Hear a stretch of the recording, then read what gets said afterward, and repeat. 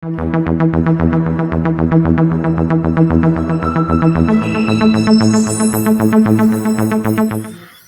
everybody. Welcome to CripChat, your weekly podcast for everything disability.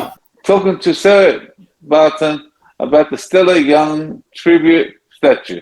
Today, I have with me my co-hosts Jonathan Shar, Ibby, and myself, David D, and our host. Over to you, Cunningham. Thank you very much for that, David. Great introduction there. And look, welcome to the show, everyone. And of course, welcome to our guest, Sarah. And before we go to you, Sarah, I just want to mention something if we possibly could. This episode today is in relation to Stella Young. Now, Stella Young was actually born in 1982, and she actually had disabilities, and basically she lived a long and actually active life. And basically, this episode podcast is to actually pay tribute to her and her statue, and also to her legacy and work, and to acknowledge the work of all advocates in our disability community who do terrific work and produce lots of great efforts and actually strive every day to deliver great results for all of us. So with that being said, Sarah, how are you? Yeah, I'm good. Very happy to be here. Thanks for inviting me. Huge welcome to CripChat Australia to you, because you're one of our stellar guests, if we could use that pun there slightly if we could. My first question to you is to just ask you to tell us a bit about yourself. Yeah, so I'm a filmmaker, and I've been making films with the disability community about disability for nearly 30 years. So I don't know whether anyone listening or there today is old enough to remember my first film, which was Untold Desires, a film about sex and disability that screened on SBS back in 1995, and in fact won the first Logie Award ever for SBS, which seems kind of amazing. So I go way back to that. So Untold Desires was my first film, and I just thought I would make one film about disability and then I would move on to making films about other kinds of things. But in 1999, my daughter, who coincidentally, it's purely coincidence, is also called Stella. She had a difficult birth, and so was subsequently diagnosed with cerebral palsy. So aside from her own experience, that threw me as a parent way back into the disability community. I kind of thought, well, it's a sign, I better make some more stuff. So a few years later, I started No Limits, which people might remember was on Channel 31, ran for a long, long time. I was the kind of creator and founding series producer of that series. And then in 2017, I completed a feature documentary called Defiant Lives, which is a history of disability rights, the disability rights movements based in Australia, the US and the UK. So I've basically spent my whole filmmaking career making films about disability rights and advancing the kind of rights and inclusion of disabled people. Not being a disabled person myself, but of course, my daughter now is 23 and she's, got her own journey. But in the course of making No Limits, of course, Stella Young was one of our first presenters on the show, and she became a really close friend of mine and a close friend of our family. So now that she is very sadly no longer with us, I feel like it's very important that the wider world understands Stella and her work, who she was. I don't want her to be forgotten, and I don't think she would want to be forgotten. So that's why I've been involved, firstly, in helping with the statue, and also I'm getting started on a documentary about Stella and her life and work. So that's a long answer, but I've got time. So that tells you a little bit about me. Amazing. That's really fantastic. And so can you tell us just how you and Stella actually met? Yeah. So when we were casting for No Limits, someone had told me that Carolyn Bojic would be a great presenter, and she's now the Chief Executive Director of Arts Access. So I was chasing her down, but unfortunately for me, she was about to get on a plane and move to England. She ended up living in England and Scotland for, I think, more than a decade. So Carolyn was literally about to get on the plane, and she said, no, you don't need me. The person you need is Stella Young. She's who you need. And But I don't think she gave me her contact details because it took me quite a few months to track her down, because she was in fact still living and working at Deakin University when I was looking for her. And it was like, she was never in Melbourne. It's like, where is this woman? I didn't know she came from Stawell. I didn't know she was studying at Deakin, but I was told that I needed her for the show. Of course, the first time I met her, she came in and we talked about the show, and it was immediately obvious that she was going to be a fantastic presenter. But I should add that she was only 20 at the time. So she was very young, but she already had the makings of a star. A lot of flair and passion, right? Well, she did. She was very articulate. You know, she was a great talker, and she was great company. She was just funny and kind of sharp and witty and sassy and, you know, all of that.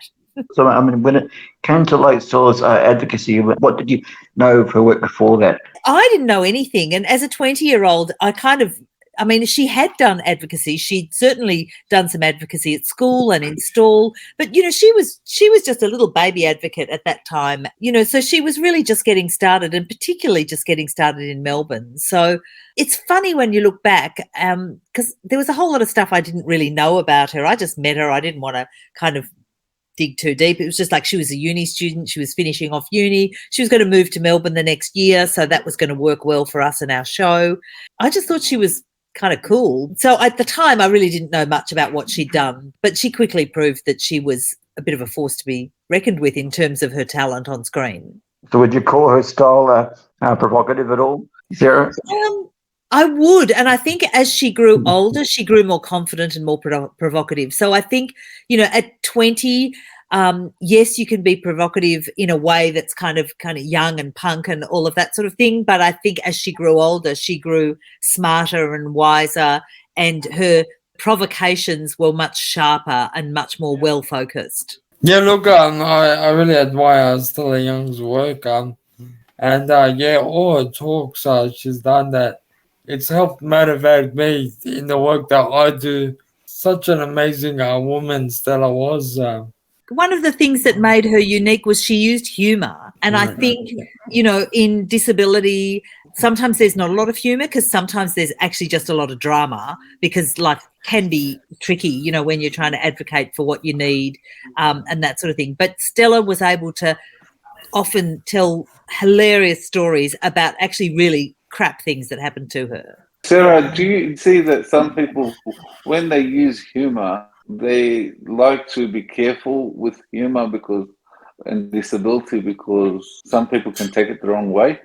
Look, I think when disabled people use humour, I think that's perfectly acceptable. I think, you know, one of the rules of comedy is that you never punch down, you always punch up. So if you make fun of people with more privilege than you do. So I certainly think that, you know, for non-disabled people to use humour about disability, it has to be done with extreme caution. So, but Stella was in that position where she could make fun of the kind of dumb stuff that non-disabled people would say to her, you know? What you made Stella a most effective advocate, do you think? What made her an effective... You know, I mean, I've talked about her humour and her wit and intelligence, but she also had a massive platform, because in 2010, she was appointed as the editor of Ramp Up, which was on the ABC, the disability platform on the ABC. As the editor of Ramp Up, she had enormous reach in the disability community. And then she worked her way through the ABC and really got herself positioned. So she was appearing on Q&A, she was appearing on radio, John Fane's Conversation Hour, lots of different ABC platforms and programs. Stella was there, and she was kind of not only talking about the needs and aspirations and inclusion of disabled people, but she was also just sharing her own life experience, which, you know, was a great example for people to start thinking about, you know, access and inclusion. So when it comes to the documentary you're working on, was there anything in particular that you've actually discovered or uncovered about Stella that was most interesting in the research you're doing on it for the documentary at all? Well, it's funny because I knew her really well for a really long time. So I met her in probably 2003 or maybe 2002, and she died in 2014. So that's kind of 12 years of friendship. And there wasn't so far there isn't too much that I've uncovered that I didn't know. I am really looking forward to spending a bit of time with the people that so in the last sort of year to 18 months of her life, she was starting to become very famous, and she was spending a lot of time on the ABC and various media outlets. You know, she was doing stuff. She was busy all the time, and I didn't see a lot of her, you know, in the last year of her life because she was just so busy. So I am quite looking forward to kind of just really drilling in and piecing it all together, piecing that kind of period of her life together in a more sort of detailed way. Can you recall an actual specific moment that actually highlights her sense of humour for us? Oh, well, I mean, there's a piece in her Tales from the Crypt comedy show where she says a woman that came up to her, I think, you know, on a train or somewhere like randomly out in public and said, "Excuse me, do you have a vagina?"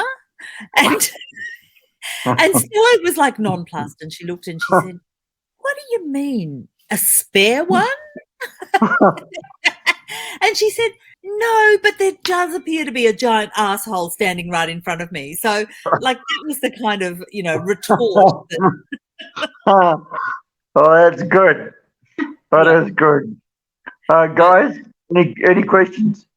Over to the floor again.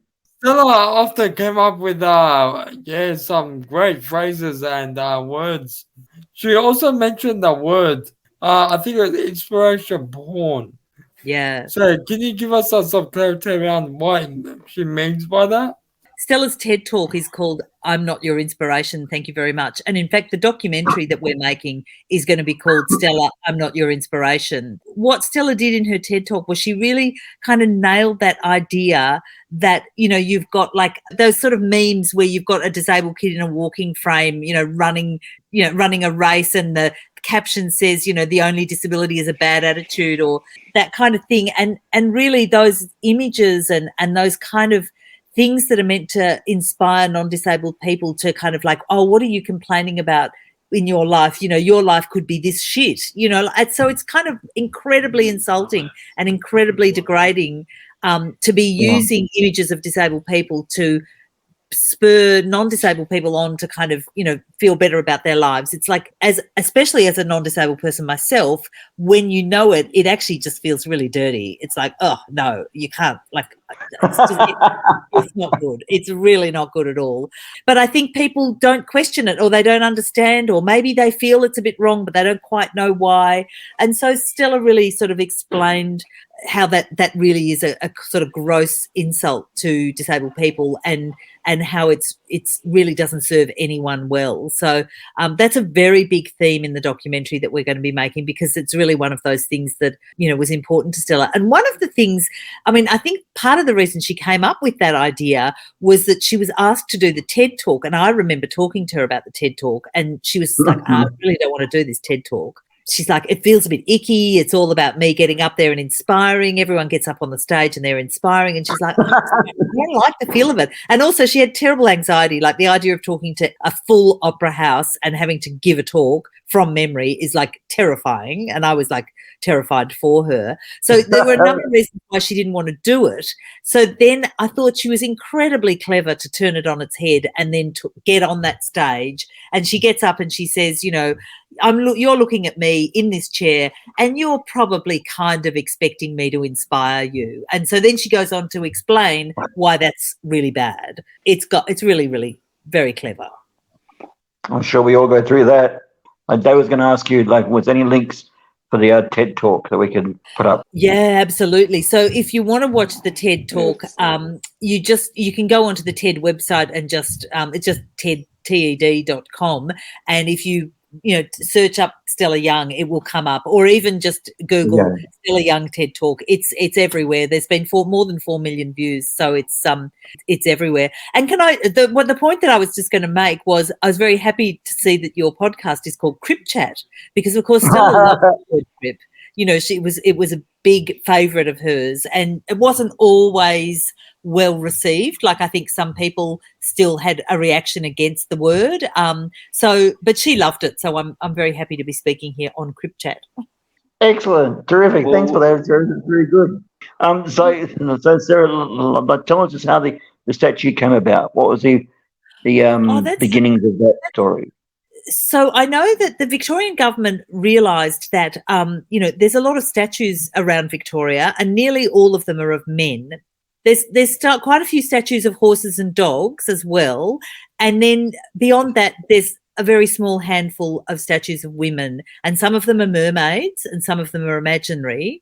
Basically, the catalogue of statues around Victoria was appallingly not representing women. Now, as a woman, we all think like the idea of having a statue of us is a bit weird because it's a very man thing. But basically the government decided that they were going to try and address this imbalance and put out a call for suggestions for which are the women that we should have statues of.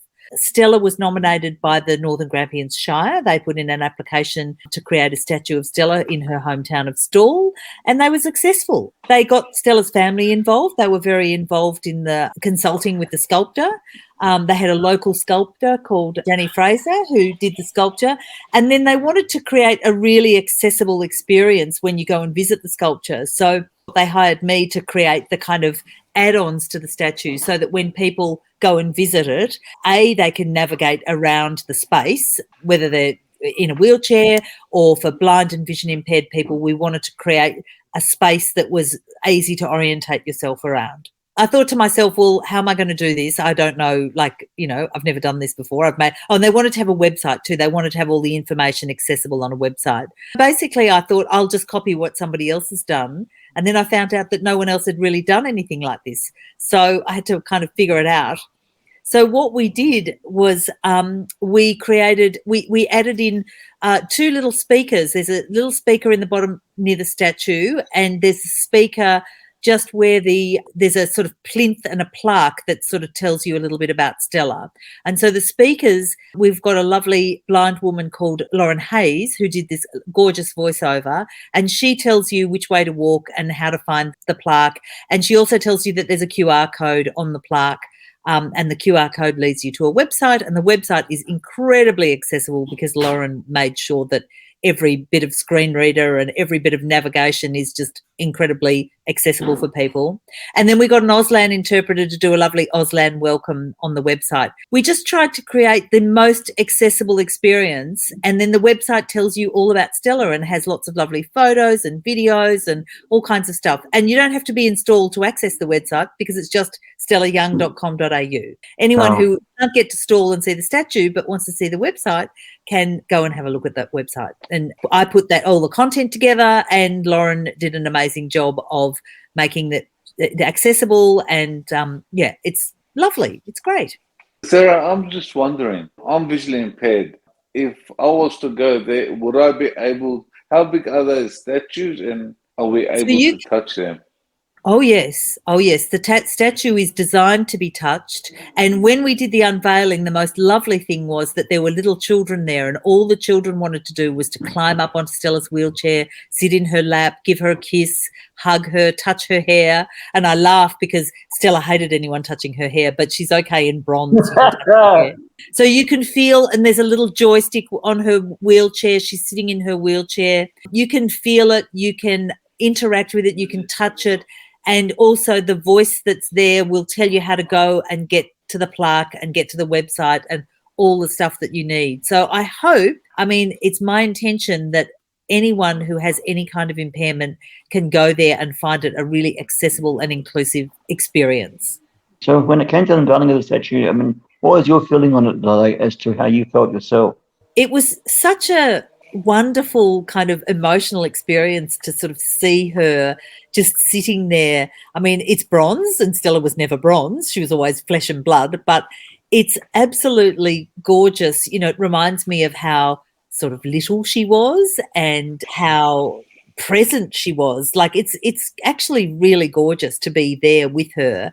And you can touch it and explore it in a way that, you couldn't do that with a real person. So I found it very, very moving. It was really just fantastic to see it come to life. Come to life, that's a bad pun, really, because she's not alive. The statue itself is glorious. It's just gorgeous. Read my sentiment to her work in her life as well. So when it comes to the statue's importance and significance, what would say the actual for the importance of it when it comes to gender and disability equality? I That's a long question to ask, just but anyway. noticed a question jumped up too. The statue is in Stawell, which is a town in northwestern Victoria. It's probably just under 3 hours drive from Melbourne, and it's in a park and it's right next to a lake, and it's a really, really beautiful setting. So it's really gorgeous spot to go and visit. And in terms of gender equality and disability equality, I mean, I did talk a little bit about the gender side of things, where the government really wanted to address that gender imbalance in civic statues, and so certainly having more statues of women is very important.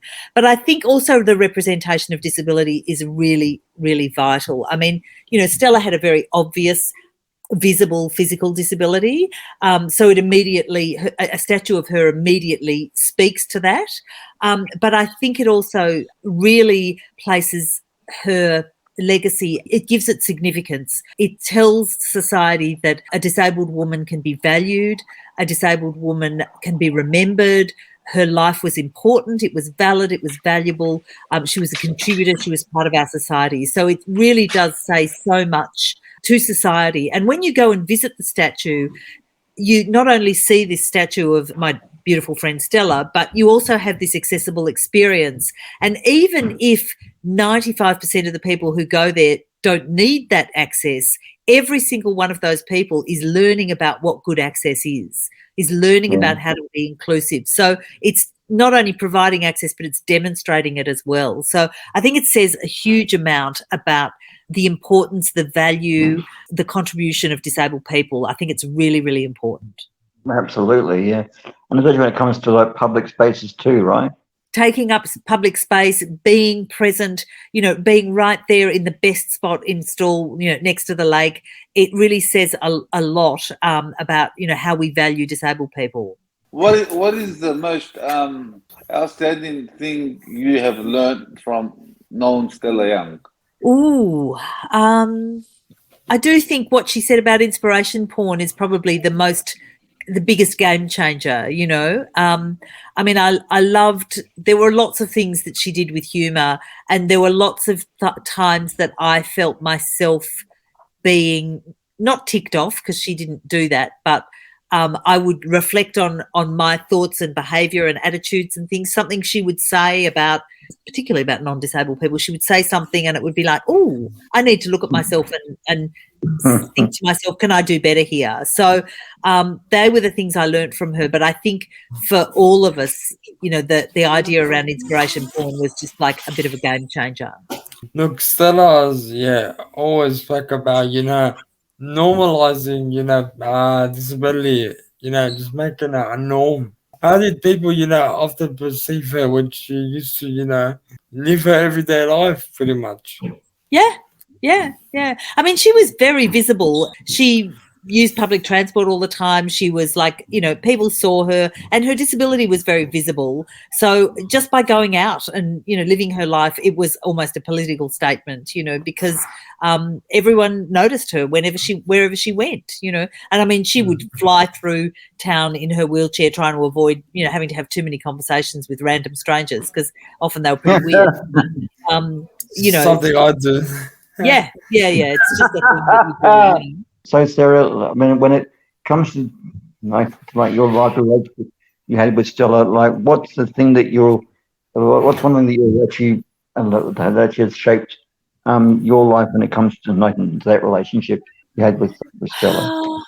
I think she was a fantastic influence on my daughter, who, as I said, is coincidentally also called Stella, and she was a real mentor for her. Unfortunately, my Stella was only 15 when Stella Young died, but Stella was in our house all the time. Like, I mean, except for the last few months when she was insanely busy, I would probably have seen her, every month for either drinks or a dinner or, some sort of catch up. I loved having her in my life. I mean, she was really good company, and, she didn't spend her whole life talking disability stuff, but it was a big part of her life. And I feel like, in a way, I've kind of lost that gauge, that temperature gauge of like, what's the latest issues, what's the fresh take on things. I really valued her view on all kinds of disability related matters. And so, when it comes to a bit of advice you would give to aspiring advocates in our disability community, what would you say to them? Oh, look, don't get too disheartened by having to advocate for the same old things year after year after year, because that just seems to be the way that it is. You fix something and then something else needs fixing, and then you turn around and you go back and the thing you just fixed 2 years ago needs fixing again. So persistence, I think, and, enjoy the wins, but don't take them for granted, because there's always someone waiting to stuff them up again. That's true. That's very true. Yeah. So now that concludes our actual interview. But final thoughts on everyone. First, Sarah, your final thoughts, Sarah. What would you like to give the final thoughts for us? Oh, today? Look, we were very, very lucky to have Stella Young in our lives. She was just great company. She was one of a kind, and I still miss her after many, many years. It's 8.5 years since she died, but I really hope. I just don't want people to kind of forget her. So that's why I'm doing this film. Terrific, fantastic. Ibby? Yeah, look, Stella Young was amazing. The talks that she gave were, I guess, it motivated me, as well as I know a few people it's motivated to become, leaders within their own communities. So. If people do want, obviously you can look at her TED Talk easily. It's out there. If people want to see a little bit more of Stella from the No Limits days, I've got a website that people can subscribe to called disabilitybusters.com, and that's got heaps and heaps of disability content on it. And the early seasons of No Limits, Stella's in lots of those episodes. So if you really want to kind of dive in and kind of do a deep dive on Stella, that's a great place to start. It's a very, very inexpensive subscription if you want to get into it. Okay. That's awesome. But yeah, look, I guess it helps us to motivate. It motivates us to become true leaders within our communities. So Absolutely. yeah, I really admire Stella Young, and I respect her. And awesome. Thank you for that, Yep. Stella. There's a question on the screen, or a comment on the screen, about her using the word disabled as well. I think that was something that she was very unashamed of. It was very important to talk about it. Yes, that's exactly right. Yeah, we need to always reclaim our language, I think. David, your final thought? My final thoughts: never be ashamed to be with a disability. Not everyone has no disability. 1 in 5 is claimed to be disabled. Be proud of your abilities. Absolutely. And of course, my final thought is that I actually respect greatly her work and her life, and also her legacy. And I basically strive to actually become, similar to her level. We have a great role model to actually reach to, within Stella. I think it's probably keep her memory and her work alive through our persistent and consistent efforts to improve our lot in Australia, and make sure we actually never back down from a good advocacy brawl, which is always a very important thing to do in Australia. Otherwise, we all lose out. Thank you, Sarah, for joining us. It's been great having you on CripChat Australia. And guys, remember to like, share, and subscribe. And we'll be back next week with another great episode of CripChat Australia. All the best, guys. Thanks very much for having me on the show.